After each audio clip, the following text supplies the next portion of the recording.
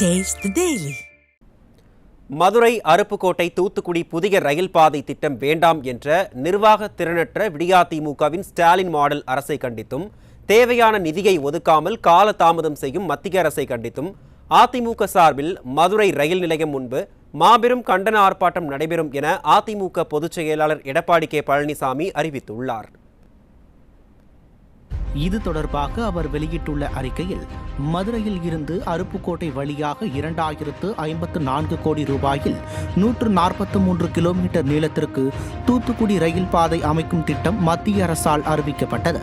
இதற்காக 871 ஹெக்டேர் நிலம் தேவை என்ற நிலையில் 75 ஹெக்டேர் நிலம் மட்டுமே ஆர்ஜிதம் செய்யப்பட்டது. இந்நிலையில் மத்திய ரயில்வே துறை அமைச்சர் அந்த திட்டம் தமிழக அரசின் முடிவால் கைவிடப்பட்டதாக அறிவித்துள்ளதை எதிர்க்கட்சித் தலைவர் வேதனையுடன் சுட்டிக்காட்டியுள்ளார்.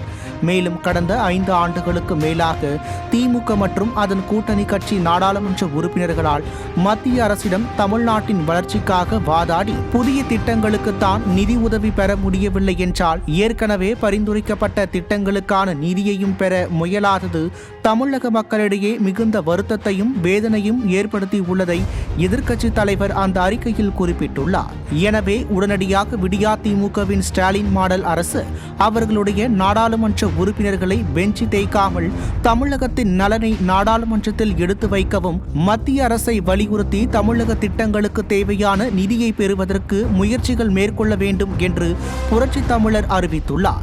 இந்நிலையில் மத்திய அரசு உடனடியாக இத்திட்டத்தை செயல்படுத்துவதற்கு போதுமான நிதியை ஒதுக்கீடு செய்ய வலியுறுத்தி அதிமுக சார்பில் வரும் 19ஆம் தேதி ஞாயிற்றுக்கிழமை காலை 9:30 மணி அளவில் மதுரை ரயில் நிலையம் முன்பு மாபெரும் கண்டன ஆர்ப்பாட்டம் நடைபெறும் என அறிவித்துள்ளார். இந்த கண்டன ஆர்ப்பாட்டம் முன்னாள் அமைச்சர் செல்லூர் ராஜு, கடம்பூர் ராஜு, RB உதயகுமார், ராஜேந்திர பாலாஜி, மாவட்ட கழக செயலாளர் ராஜன் செல்லப்பா, முன்னாள் அமைச்சர்கள் அன்வர் ராஜா, சீத்த செல்லப்பாண்டியன் ஆகியோர் தலைமையில் நடைபெறும் என்று கழக பொதுச் செயலாளர் தெரிவித்துள்ளார். மேலும் இந்த ஆர்ப்பாட்டத்திற்கு முன்னாள் அமைச்சர் சண்முகநாதன், மாவட்ட செயலாளர்கள் செந்தில்நாதன், முனியசாமி, ரவிச்சந்திரன் ஆகியோர் முன்னிலையிலும் நடைபெறும் என எதிர்க்கட்சித் தலைவர் அறிவித்துள்ளார்.